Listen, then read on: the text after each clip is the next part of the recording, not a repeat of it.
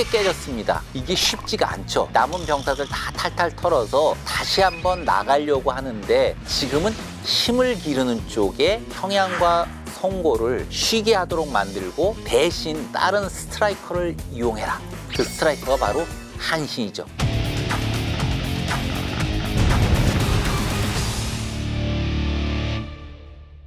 오늘의 주인공 장량, 소와 함께 한나라 3대 개국공신으로 손꼽히는 인물, 여러분 오래 기다리셨죠? 천재 전략가 한신 이야기입니다. 한신은 출신이 회음 출신이에요. 지금은 이제 강소성 해안으로 바뀌어 있는데요. 혹시 여러분들 중에 한신을 한나라 왕실 출신이라든가 뭐 이렇게 이해하시는 분들도 간혹 계시는데 전혀 그렇지 않습니다. 초나라 출신이에요. 그렇기 때문에 뭐 한나라라든가 이런 나라하고는 전혀 관계가 없고요. 기록에 따르면 가난한 서민 출신입니다. 뭘로 생계를 이었냐면 결과적으로는 건달입니다. 그야말로 배짱이의 전형.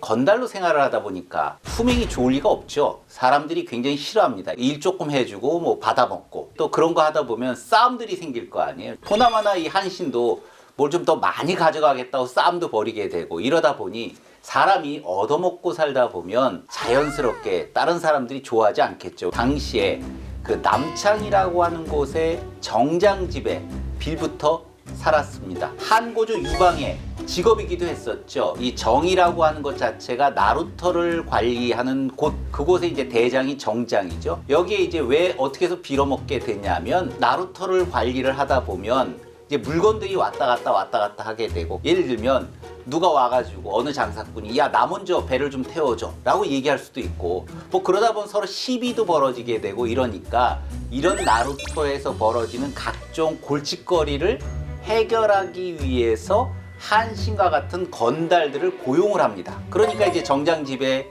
빌붙어서 밥을 먹는데 그 아내가 한신을 무척 싫어했다는 거예요. 왜냐하면 밥만 축내는 밥버러지 아닙니까? 그래서 자기들은 새벽에 밥을 먹는데 아마 한신이 보나마나 늦게 일어나는 경우도 있을 거 아니에요. 밥을 이제 먹으러 갔더니 그 아내가 밥을 차려주지 않는 거예요. 그래서 너무 화가 나는 거죠.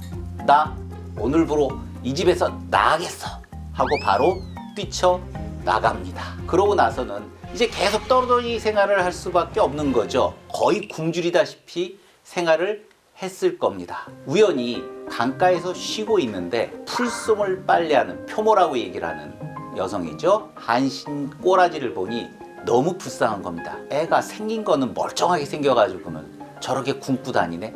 아유, 저거 불쌍하구만. 자신의 밥을 나누어주면서 수십 일 동안 제공을 했죠. 그랬더니 한신이 큰 소리 치는 거예요. 또 그래도 꼴에 허세는 있어가지고 내가 반드시 앞으로 출세해서 은혜에 보답하겠다 이렇게 얘기를 하니까 그 풀소 파는 여인이 야, 니 지금 당장 앞가림이나 똑바로 해라. 지가 무슨 큰 인물이 되겠냐 라고 그런 일화가 전해지죠. 유명한 일화죠. 표모가 밥을 먹여주는 이야기입니다. 그러다가 어느 날 한신을 업신여기는 깡패가 한신이 이제 칼을 차고 다니니까 야, 너는 뭐 맨날 밥 빌어 먹고 다니는 애가 무슨 네 칼이냐? 너 칼이나 쓸 줄 알아? 네가 칼 쓸 줄 알면 말이야 그 칼로 나를 찔러봐라 이런 얘기입니다. 그랬더니 한신이 움찔했겠죠. 야, 만약 네가 나를 칼로 찌르기 싫으면 내 바지가랑이 밑으로 지나가라고. 우리도 지금 칼을 차고 다니지는 않지만 뭐 여러 가지 시비거리들이 생기잖아요. 여러분들 같으면 어떻게 하시겠습니까? 밑으로 통과해라 이렇게 얘기를 하면 저 같으면 당연히 통과를 하고 난 다음에 명예훼손으로 고소를 하죠. 그랬더니 한신이 그 가랑이 밑으로 기어 통과를 합니다. 이 과지욕이라고 하는 이 유명한 일화인데요. 도대체 한신이 왜 그렇게 밑으로 통과를 했을까? 칼을 차고 다녔으면 뭐 칼도 썼을 거 아닙니까? 사실 한신이 천재 전략가라고 얘기를 하는 이유는 이제까지 삶에서 보이는 것처럼 한신 스스로가 누구한테 뭘 배웠다라든가 하는 이야기들이 기록에는 등장하지 않습니다. 더군다나 서민 출신이죠. 그런데 한신 자신이 무언가가 꿈이 있었기 때문에 열심히 나름 무술도 혼자 공부를 했을 것이고 병법도 공부하고 그랬을 겁니다. 미래의 큰일을 하기 위해서 작은 굴욕을 참는 대표적인 이야기로 이 이야기를 꺼내고 있습니다. 이런 교훈이 틀린 이야기는 아닐 겁니다. 그러면 한신은 왜 밑으로 통과를 했을까요?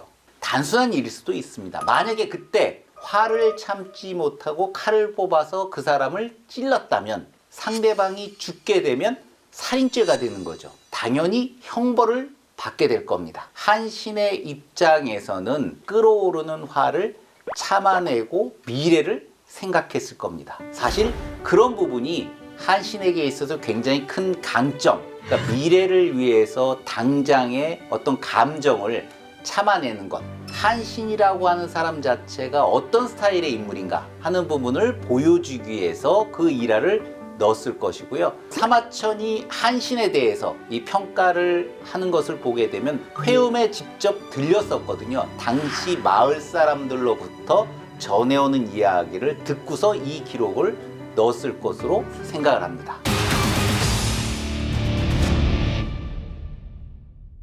한신과 같은 사람들이 이 시기에 굉장히 많이 있었죠. 흔히 유협이라고 하는, 그러니까 떠돌아다니는 협객이라는 뜻인데요. 그런 유형의, 이게 말이 좋아서 뭐 협객 그러면 뭐 의리도 있고 뭐 이런 거 생각하시는데 쉽게 얘기하면 건달이라고 생각하시면 됩니다. 서민 가운데 떠돌아다니면서 나름의 무력이나 무술 실력 가지고 밥 빌어 먹고 사는 사람들이 많이 생겼고, 이런 사람들이 출세할 수 있는 시점, 바로 이 초와 한이 서로 전쟁을 했기 때문에 출세할 수 있는 시대가 열렸다라고 하는 이야기이기도 하고요. 그런 사회적 여건이 마련됐다라고 하는 게 사실 한신 이야기에 투영되어 있는 이야기이기도 합니다. 이 진나라가 더 계속됐었다면 한신 역시 역사 속에 이름 없는 그냥 날건달로 끝났을 텐데, 전국에서 반란이 일어나니 누군가 속에 밑에 가서 일을 해야 되잖아요. 한신도 그런 때가 온 겁니다. 초나라 항량 밑으로 먼저 들어갑니다. 본인이 출신이 그쪽 지역이니까 그 밑으로 들어가는 게 당연하겠죠. 문제는 그게 항량 밑에서 출세를 잘했거나 이랬으면 괜찮았을 텐데, 항량 자체가 전사를 하게 되잖아요. 자, 그러고 난 다음에는 그 조카 항우 밑에 부하로 들어갔을 때 낭중이라고 하는 벼슬을 받게 되는데, 이것도 따지고 보면 지금의 뭐 한 중대장급 정도쯤 될까요? 요런 정도의 벼슬이니 공로를 세울 수는 없었습니다. 한신이 등용된 건 아닙니다. 그래도 이제 장교급이 좀 됐으니 항우를 만나볼 수가 있게 됐잖아요. 그래서 항우한테 가서 뭐 이러이러한 전략을 써야 됩니다. 항우가 콧방구만 끼고 들어주지를 않습니다. 항우가 왜 안 들어줬을까요? 본인이 자신감 넘치는 장군이기 때문에, 더구나 나이도 젊잖아요. 와가지고 얘기하는 부분에 대해서 받아줄 리가 없죠. 이건 내 뜻대로 해. 내 식으로 군대를 운영해. 이렇게 생각을 했으니까 한신은 아마 생각을 했을 겁니다. 아마 이 밑에 계속 있다가는 나는 출세하기는 어렵겠다. 이 한신이 그냥 일반적인 사나이였다 라고 한다면 그냥 그 항우 밑에 있었을 겁니다. 그런데 이 한신은 꿈이 커요. 내가 장교 정도로 끝날 사람이 아니지. 앞으로 나의 이런 여러 가지 의견도 안 받아줘? 아, 그럼 이게 출세하기 글렀겠는데 차라리 다른 주군을 찾자 라고 해서 유방 밑으로 들어가죠. 나같이 유능한 장사를 죽인다고 하니까 도망간 거죠. 마침 눈에 띈 사람이 있었죠. 내 차례가 다가올 때 그 긴박한 인생 로또죠.